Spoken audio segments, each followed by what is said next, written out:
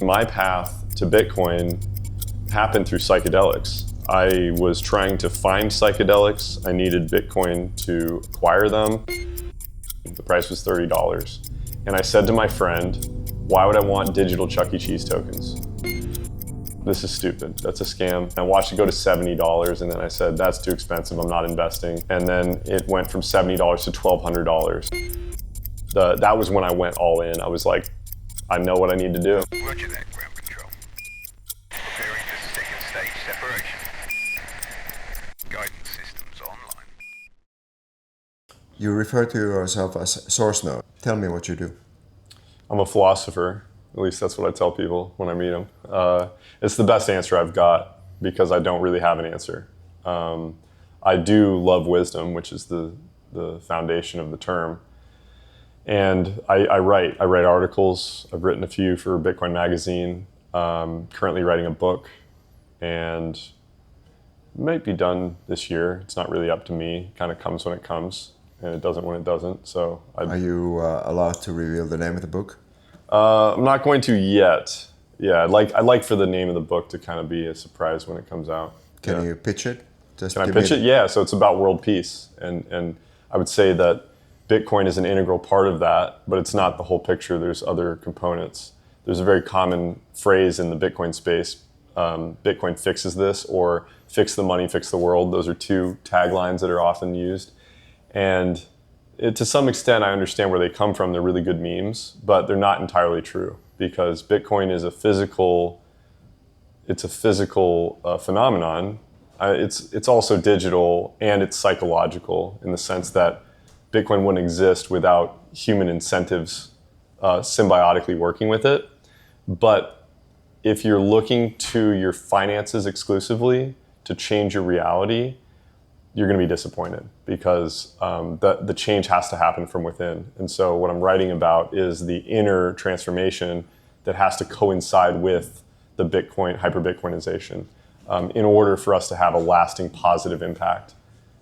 So that's essentially it, is the nuance of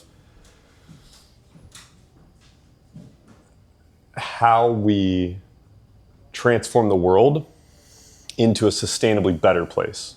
The world is transforming all the time, but I do believe it could transform for the worse, even if Bitcoin wins. Maybe that's my own lack of understanding, right? Because nobody really understands Bitcoin, myself included. Even after doing 10 years of research, I still don't understand it. Anybody who says they understand Bitcoin is lying to themselves first, and then also to you. And so it could be that how would you, for an acolyte coming from outside, how would you introduce Bitcoin to them? An acolyte? Complete beginner. Complete beginner. Complete normie. So it depends who I'm talking to. I used to work in sales, so I craft my pitch depending on who I'm talking to, and I do spend a lot of time orange pilling, which is like when you teach somebody about Bitcoin, you transform their world like the Matrix, the orange pill. Okay, you know? Let's say the listener is middle executive management who has 10% of his assets on, what's that app? Coinbase, and is investing left and right on crypto, etc., and doesn't understand the difference. What is Bitcoin? What sets Bitcoin really apart? Yeah, so I actually did record an episode on my lecture series specifically to explain the difference between crypto and Bitcoin, and that lays out my whole argument as best I can. But to summarize that, what I really like to talk about is the Byzantine generals problem. So there's kind of two layers to this. You can't understand why Bitcoin's important unless you understand the problem that it's solving. And that is the central banking system and the fiat currencies that they control. So if you don't understand why that's a problem, that would be the place to look. However, the Byzantine generals problem is the computer, it's the technical engineering problem that Bitcoin solved. And what it is basically, I'll ask if you're familiar first. Okay, so you have a castle on a hill, and you have 10 generals around the outside of the castle, okay? And the 10 generals are not within speaking distance, and so they have to send messengers between them. They don't trust each other. They don't trust their messengers. And they definitely don't trust each other's messengers, okay? And so they need to find a way to align so that they all attack at the same time. If 9 attack and 1 leaves, or if they attack at different times, then they lose the battle. It's like the prisoner's dilemma multiplied by 10. Yeah. Kind of. Essentially, I have to think about that a little bit. The prisoner's dilemma, that's interesting. Thank you for that. Game theory. Yeah, it's game theory, exactly. And so it was a specific computer science problem. I think it came about in the 60s, and Satoshi solved it with Bitcoin. So that problem doesn't need to be solved twice. When you understand the Byzantine generals problem, it's a coordination issue, right? So you have this coordination mechanism, which is called Bitcoin. Well, just curiosity, why 10 generals? Oh, well, it could be example. 50, it could be 50 million. Yeah, So it has to be a critical mass of attackers coming from... Sure, yeah. It's a large number of people that can't communicate with each other without trusting each other. How did he solve it? He solved it with the blockchain, proof of work, and the difficulty adjustment. So this is what a lot of crypto people forget or never understood to begin with. They look at the blockchain and they say, that's brilliant. I'll take that and I'll leave the rest. So they don't care about proof of work. And if you leave out proof of work, then there's nothing linking the digital to the physical world. And when you do that, you basically create the bond system again in the digital form. So you create the central banking system again, like Ethereum and Solana and XRP and all of these coins. They have basically reinvented usury digitally. It's nothing new. It's something we've been battling for a very long time. And so when people believe that Bitcoin just came out of nothing, they don't understand the hundreds and thousands of years of human history that led to this invention. And that's the big difference. It's more like the invention of the wheel than it is like the invention of a website or of a specific computer model or something. People often will say, oh, Bitcoin is MySpace and Ethereum is Facebook. That analogy doesn't work at all. It's more like Bitcoin is a round wheel and Ethereum is a square wheel. It's like, I didn't need a square wheel. Didn't ask for it. Don't want it. Keep it away from me. You know? So that's the general pitch. But I mean, I can get into all the nuance. Usually people kind of have some pushback here and there. Oh, I heard smart contracts do this and that.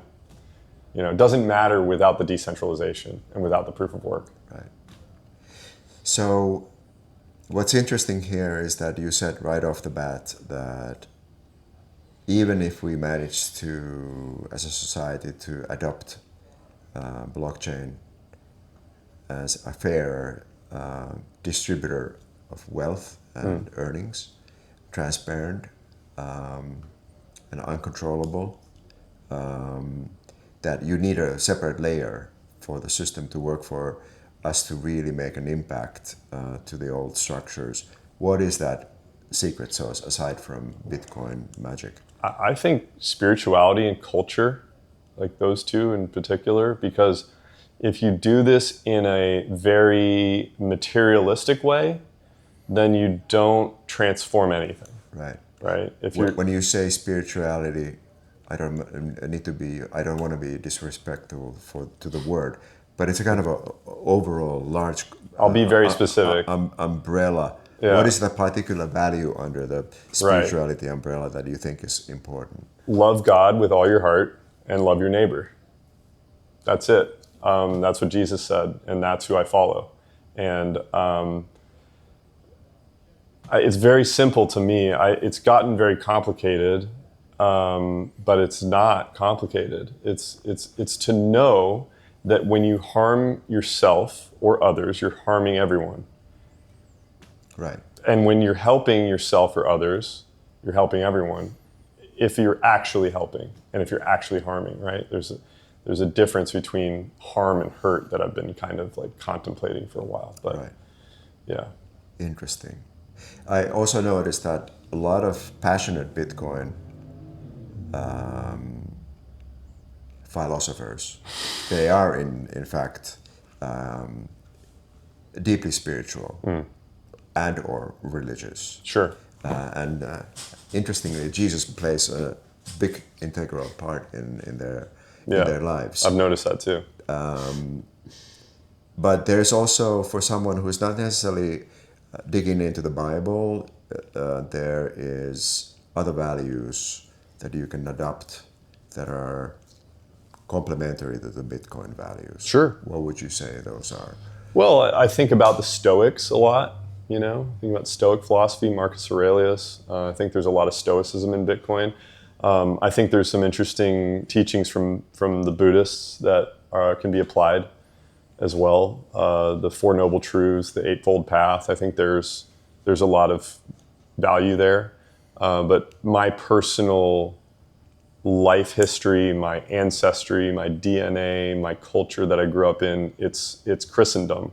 And so that's where I focus. I'm not really, I incorporate teachings from all over the world, but I focus only on Jesus because you don't need anything else, Got it. Yeah. Tell me about the early stages of your life. Tell the story. What I'm curious about is what kind of forces, events, faith led you to Bitcoin. And I mean, you're very deep into it. You understand it better than most people. How did you gain that? Wow, that's a big question. So, I mean, I could do my whole life history, but I don't necessarily want to get into all the details of my childhood. It was great in some ways, and it was terrible in other ways. I mean, Well, let me clarify. So, Yeah. I have this theory that there's a T minus zero moment for all of us, where we decide to squeeze through the pinhole and see reality in a different way. Everything I've been taught kind of crumbles, or most of it. like a tipping point. A tipping point. Yeah. Yeah. Okay. That's a much better word than pinhole. The pinhole reminds me of the birth process, of course, which the BPMs from Stanislav Grof come to mind. But it wasn't necessarily one moment for me. There was a series of very important milestones that helped me awaken to Bitcoin. But ultimately, my path to Bitcoin happened through psychedelics. I was trying to find psychedelics. I needed Bitcoin to acquire them. And so my journey with psychedelics and my journey with Bitcoin are the same journey, and so I've always seen them as connected, and I know a lot of other people do as well. And what I saw was basically people who were traumatized in one way or another, right? Trying to cope with that trauma. Some people chose uppers, some people chose downers, some people chose psychedelics, some people chose other ways of distracting themselves, other vices. Some of those are more destructive than others, right? And I'm not here advocating psychedelics. I don't tell people you should do anything. But they were helpful to me personally. And I think that if you look at the people who were early in Bitcoin that spent their money on uppers or downers, they don't have any Bitcoin now. The people that were buying psychedelics back in the day, many of them ended up keeping their Bitcoin. Are you talking about psilocybin? At the time, I was trying to purchase DMT, which was a rare one for me at where I was living. You smoked it? Vaporized it, yeah. Fast and deep. Fast and deep, yeah. And I don't do that anymore because of the impact on my lungs. I prefer to go sit with ayahuasca, daime. Yeah, but it was an important part of my journey. I certainly don't regret it. Right. Yeah, it was critical. So there's the saying, I have no idea who says it, but Jesus himself had a trip when he went to the desert. The difference is that Jesus remembered his trip when he came back, and many of us have deep trips on Amazonian medicine, etc. But we don't necessarily take it back with us and remember what we saw. What did you see that you took back with you? Yeah, so I'm not certain that Jesus ever did psychedelics, but I know he did fast for 40 days. That's what I remember. Yeah, right. So it was like spirit quest of a sort. There's some rumor that he did some shrooms in the desert, but it might have been. I read the Immortality Key, which talks about that, but I wasn't convinced by the evidence. Right. I just didn't, But anyway, integration is a super important, because you can go and do psychedelics all you want, but if you don't take the time to do the work to integrate what you learned, it's pointless. It's proof of work. Right. Taking psychedelics does not make you a better person. Buying Bitcoin does not make you wealthier or smarter or anything. it requires an intellectual, a physical investment to actually commit to changing your behaviors. Absolutely. Yeah. I'm still curious though, what specific imagery or mental state or vision did you bring back? Oh. What, Well, what was the induction to? okay. If we're talking about like the tipping point, it was probably when I did Bufo. Oh God, the Christmas tree of all psychedelics. Yeah, why did you say Christmas tree? I heard that it covers just Oh. about every spectrum of the experience. Like I, I haven't done it, Yeah. but that's what I heard. There's no words, but what I do know is that not everybody has the experience that I have. And I've had that experience multiple times now, but basically it was a total pervasive awareness of the oneness of all things that has not left me. I mean, it can't leave me. I know it. When I came out of that session, I looked into the face of the guy who administered it to me, and my face was his face. That was the vision I was receiving. My face was his face, and we smiled at the same time, in the same speed. Wow. And I just saw it. It was very clear. And I still see it and I feel it. I see that Christ in everyone when I'm in my best state, right? I'm not always in my best state. Like I got into an argument with somebody this morning. We're both Christians, and he was on one about something, and I was like, I don't want to deal with this right now. You know, it happened. Okay, so psychedelics had one part to do with the turns you chose in your life after that, including getting into Bitcoin very early. Early is relative, in my opinion. I think anybody who owns Bitcoin now is early. It's 2025, August, almost. But yeah, I started learning about it. Okay, I'll tell you the whole journey. So I heard about it in 2013. The price was $30. And I said to my friend, why would I want digital Chuck E. Cheese tokens? This is stupid. That's a scam. But then I still kept an eye on it, and I watched it go to $70, and then I said, that's too expensive, I'm not investing. And then it went from $70 to $1,200. And so I never forgot that. You know, it didn't make any sense. It totally broke my reality. I'd had some investing experience already, and I was like, nothing does that. That was insane. What is this thing? And then in 2015 was when I first bought some. But then I didn't really understand it until I read the Bitcoin Standard, and that was in 2019. Mm-hmm. And that was when I went all in. I was like, I know what I need to do. That's the book that changed me as well. Tell me how it changed your life. What did you start doing? And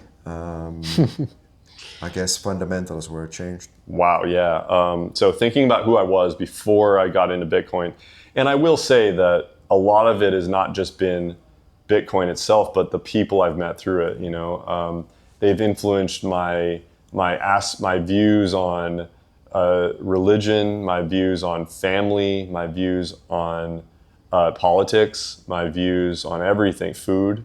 I was eating pescatarian with a lot of seed oils, and you know, dabbled with being vegan and vegetarian at different points, and then I went all carnivore, and then I kind of found a balance somewhere in the middle. No seed oils though, there's no balance with that. It's poison, you know. So yeah, and then it really increased my time preference, or decreased my time preference, more accurately. So I was in the typical mode of consciousness where I wanted things and I wanted them now.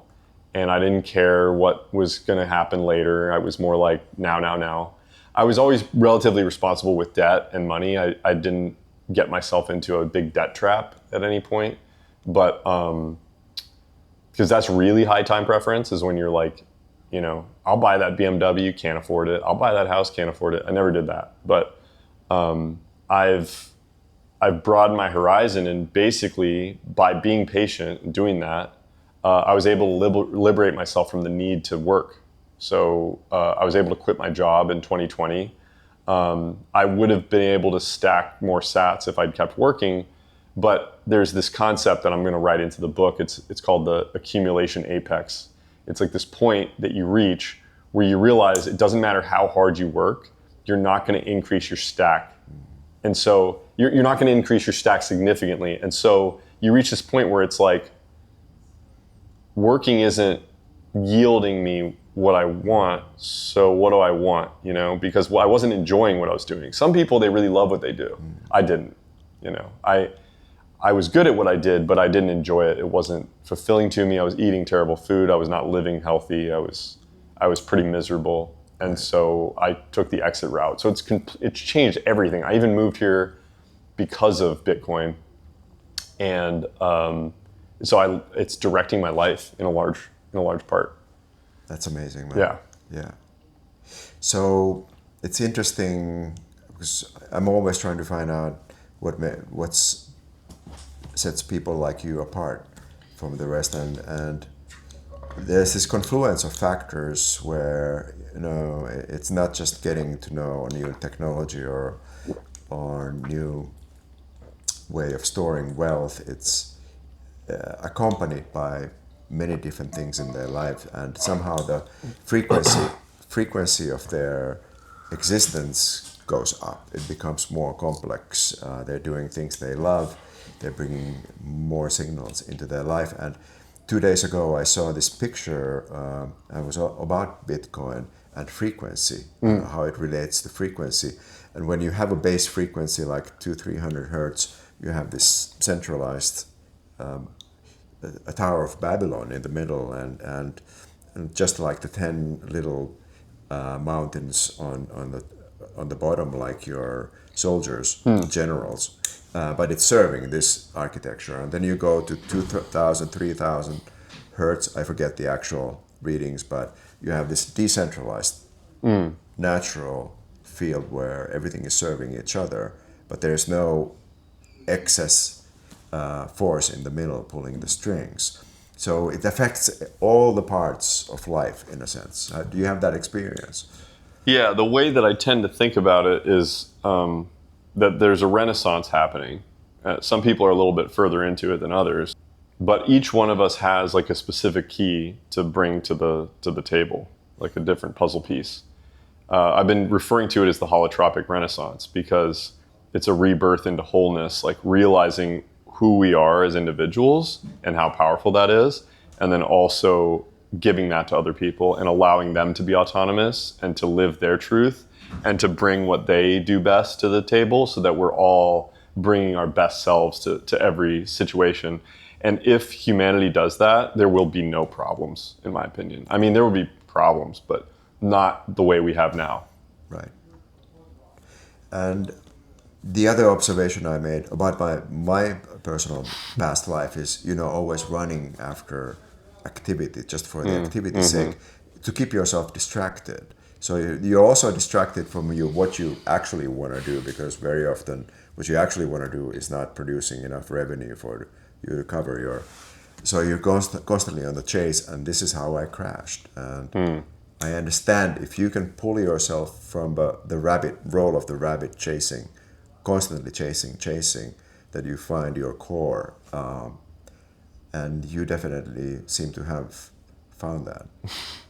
I appreciate that. I do my best, you know. It's not something that you find and then you just hold on to it. It changes continuously. And I try to listen very closely so that I can move with it. But it's a mindfulness practice. I mean, I had to notice that I was suffering first. And then I had to notice why.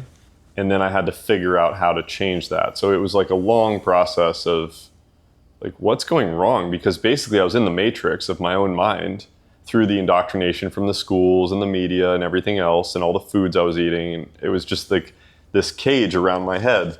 And it's still there probably. It's just, it takes time to kind of take each bar off. Right. You know? Okay, so which brings us, I guess, to a natural act 3. You found your core, you got your system set up safely to the point where you can actually withdraw and figure out what I want to do. What do you want to do for the future? I want to bring peace to this planet. Well, okay, let me rephrase that. The peace is already here. I want to embody that peace, the peace of Christ, to bring that into this reality. as much as I possibly can and to empower other people to do that as well. That's basically it. Everything else sorts itself out.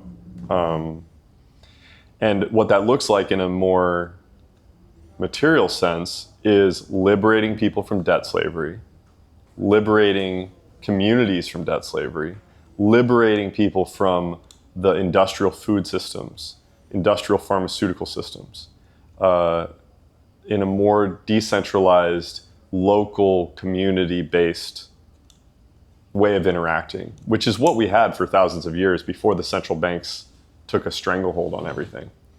And we can get back to it. It's happening in small pockets.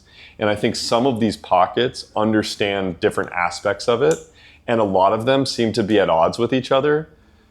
So what I really would like is to see more collaboration and less bickering and what's happening right now online is a lot of us versus them, red versus blue, blah, blah, blah, keeping us divided so that we don't coordinate against the real problem.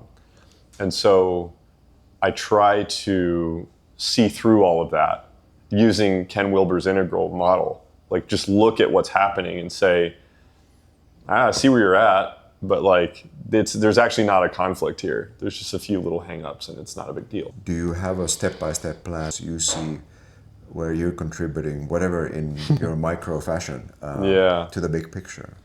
Yeah, I mean, I do have some kind of loose ideas about what I would like to accomplish specifically, but at the same time, what I found is that when I make plans like that, it really interferes with the bigger plan, which is not my plan. And that's God's plan for me, right? And so I just try to stay present and know where I'm supposed to be moving in any given moment, right? So like I know what I'm gonna do the rest of today and tomorrow morning, and that's it. That's as far as I got planned. I have some loose plans for December. I might go to Thailand for my buddy's wedding. I don't have tickets yet, I'm going. But I mean, I have a vision of what I would like. And I think it's achievable. Do I know where it's going to be, how it's going to come about, who's going to be involved? No idea.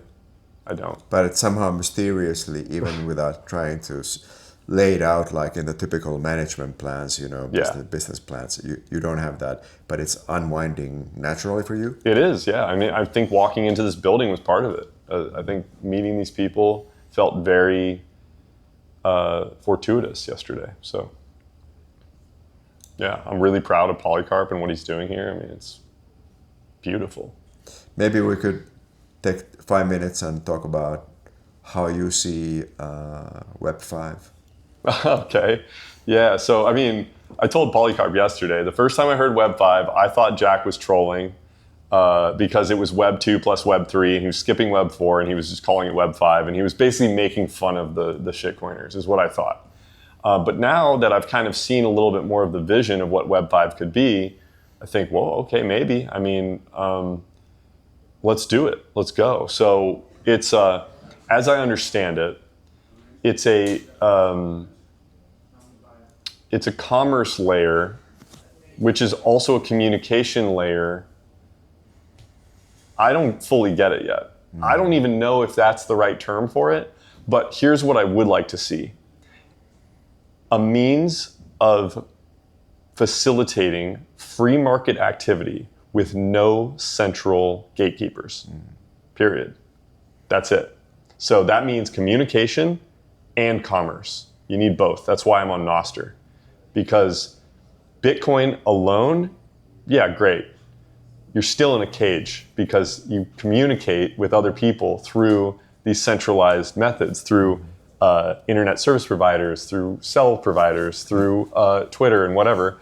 And they can stop you from saying what you need to say. And if they can stop you from saying what you need to say, they can stop you from doing commerce. Right. And if you can't do commerce, then what's the point of having money? Right. So it's, to me, it's very obvious, but it needs to be all the way across the board. You call it Web 5, you call it liberty, sovereignty, whatever you want to call it. Yeah.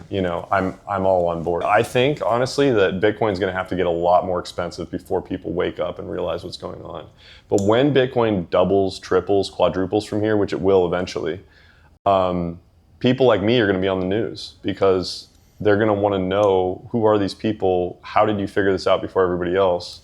Oh, well, we read it, Austrian economics. What's Austrian economics? Okay, boom, down the rabbit hole. You're all libertarians. You know, it's like, it's the logical answer to all political issues. So we need that first, I think, before people are willing to take the time to do all that work. You know, and then we also need more coders and developers and hardware engineers to be liberated from their fiat jobs so that they can come and help build those things, right? Because all the people that we need to do that stuff, they work at Apple and Microsoft and Dell, you know, and they're just slaving away on computers that are part of a dying system.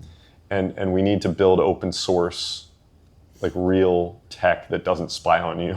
Including AI, sovereign AI. Yeah, that's a big rabbit hole. I don't know enough about AI to speak to it, but I would like to be in control of my own, in my own home server. I know you're not too concerned about the timeline because you see certainty in how things are unwinding, but do you have a kind of a feel for what you expect in 1, 2, and 3 years going forward? How radical of a shift are we going to go through?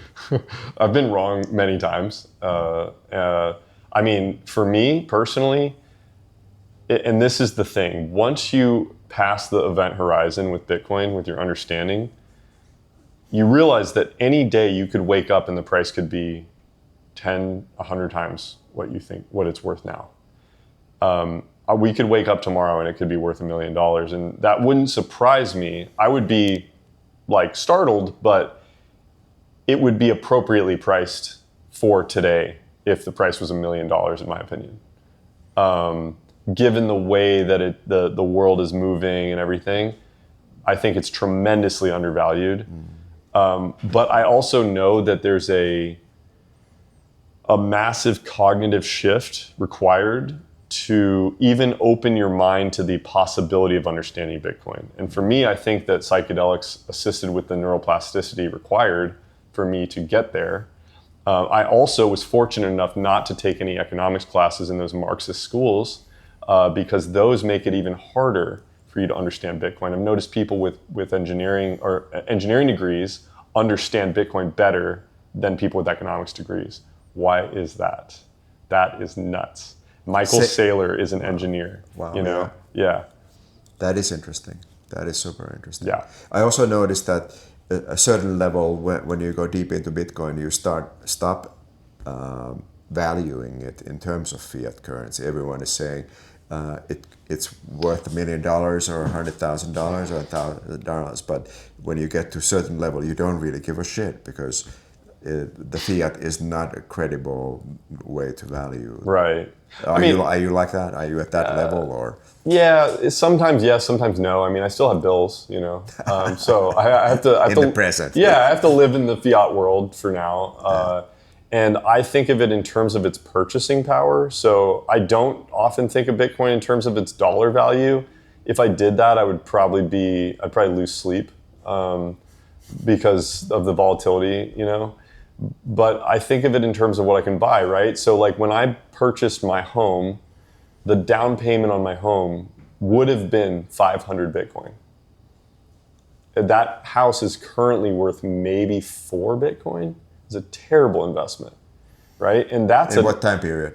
9 years. That's insane. Yeah. So that was the worst investment of my life, you know? And from a fiat perspective, I'm killing it. I'm doing great, you know? Many people would love to be in the position I'm in with their house half paid off. And for me, I'm like, whoops, you know, that was a huge mistake. Right. So it's that those are the painful learning processes that make you realize how fake fiat is and how good of a ruler, a measuring rod, Bitcoin is over time. It's just a better reality to live in when you measure things in Bitcoin. Mm-hmm. So would you have any other pointers for people who are willing to try and step through the pinhole in Nostr, read and study Bitcoin philosophy and have the right attitude? What else would you put on the plate? Yeah, I think I would probably read all 3 of Saifedean's books, Principles of Economics, Bitcoin Standard, Fiat Standard. I would say those are great. Fiat Food I haven't read, but Matthew Lysiak is a cool guy. I I've changed my diet a lot as a result of this thinking. And then my absolute favorite is The Price of Tomorrow by Jeff Booth. It's not a very long book. It's probably shorter than all the others. And it just explains economics very simply. It only mentions Bitcoin. It only mentions Bitcoin once, but it's just very obvious that deflation would create a better world, and the natural state of a free market is deflation. Everything gets cheaper forever through our collective productivity. It's very obvious. And all the inflation we're seeing, plus the loss of that decrease, is being spent to blow up children in other countries that I'll never visit. So it's the rational choice and it's the ethical choice to understand and invest in Bitcoin, in my opinion. What you do with it, that's up to you. That's what I'm writing the book about. Thank you. Sorry, node server. SourceNode. SourceNode. No problem, man. I'll beep it. Okay. Roger that, ground control. Preparing for second stage separation.